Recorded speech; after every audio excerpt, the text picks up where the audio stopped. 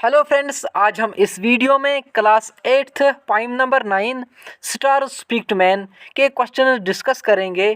Video start करने से पहले आप सबसे रिक्वेस्ट करता हूं, इस चैनल को सब्सक्राइब कीजिए ऐसे ही स्टडी मटेरियल और वीडियोस लाने के लिए। So let us start the video.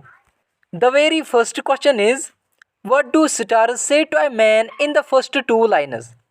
पहली पोएम की पहली दो लाइन्स में स्टार्स क्या कहना चाहते थे एक इंसान को। Answer is, in the first two lines stars reminds man that he has born to enlighten the world. Poem की पहली दो लाइन्स में स्टार्स एक इंसान को ये याद दिलाना चाहते थे कि एक इंसान ने जन्म लिया है ताकि वो इस दुनिया को जान सके, but he has chosen the fire. But उस इंसान ने एक आग चूज कर ली। एंड शोड हिज इनसेंसिटिवनेस, दस ह्यूमैनिटी इन डिसग्रेस। और बेहसी उसने चूज कर ली और इससे इंसानियत को बेइज्जत कर लिया। तो ये कहना चाहता था फर्स्ट टू लाइन्स में स्टार्स एक इंसान को। Second question is, nature has fashioned you to opportunate love and affection, but you took to buying and selling religion and faith instead. Explain these lines. Poem से कुछ lines उठाई गई हुई है, अब उन लाइन्स की मीनिंग बतानी है।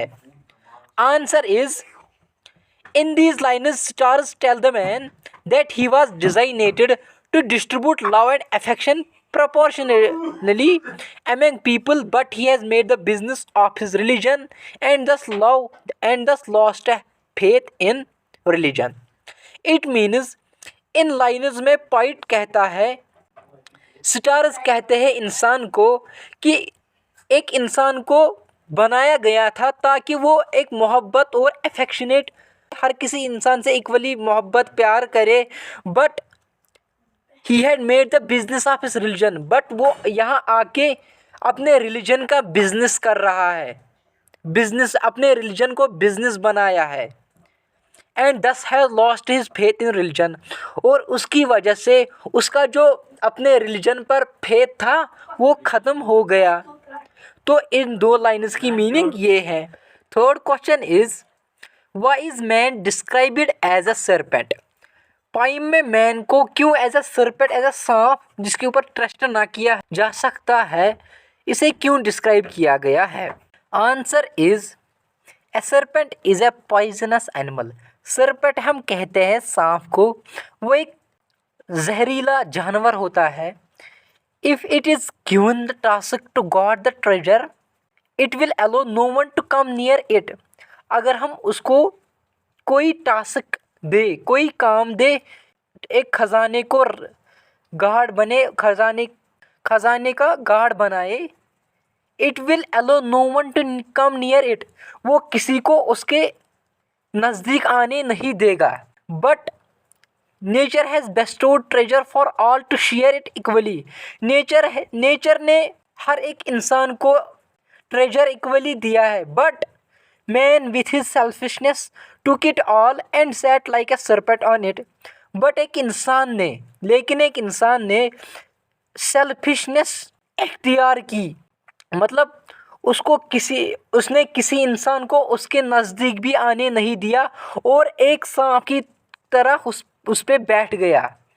There bye allowing no one to come near it, that is why man is described as a serpent in the poem.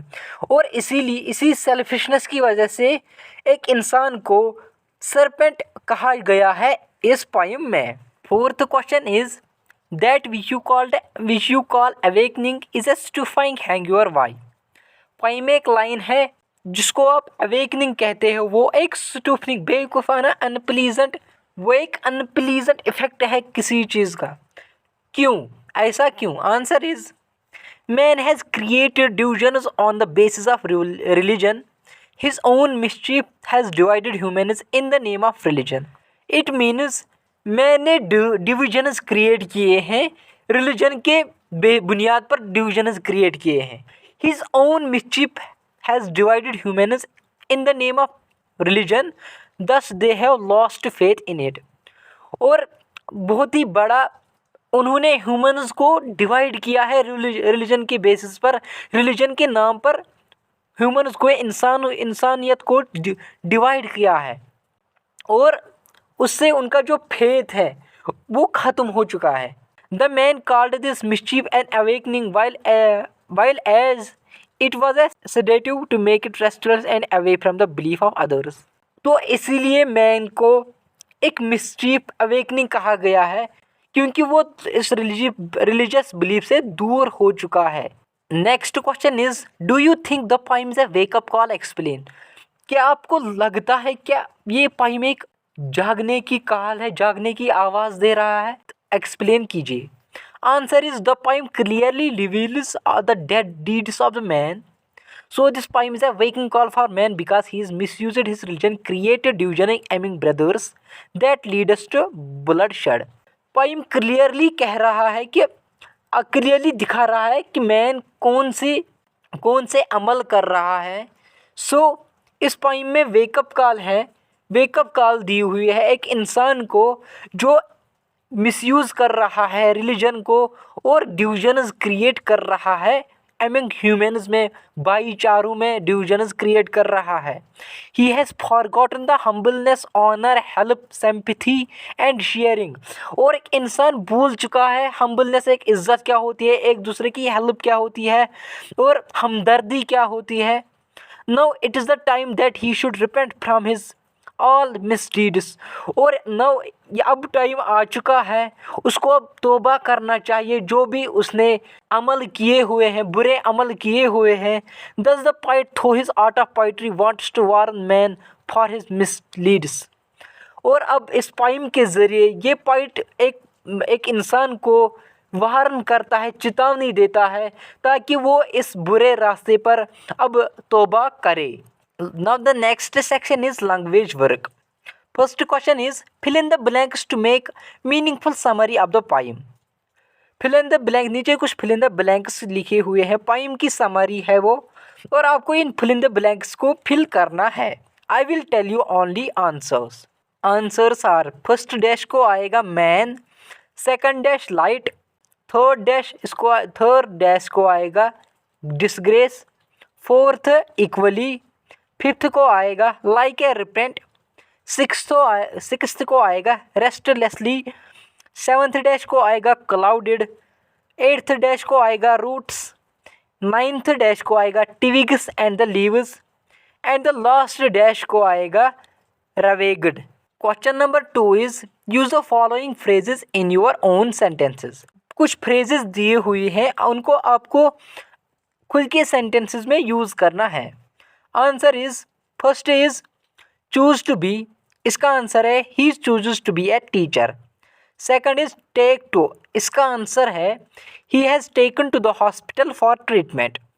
Third is throw open, इसका आंसर है the word throw opens the door for all the students to come in. Fourth is pose to be, इसका answer है he poses to be a genius. Fifth is fall into, इसका answer है I told him not to fall into conversation with them. And sixth is tear apart, इसका answer है the professor tore apart the paper.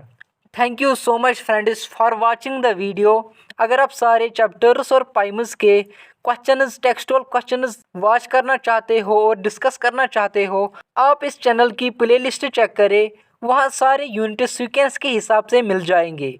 Thank you once again.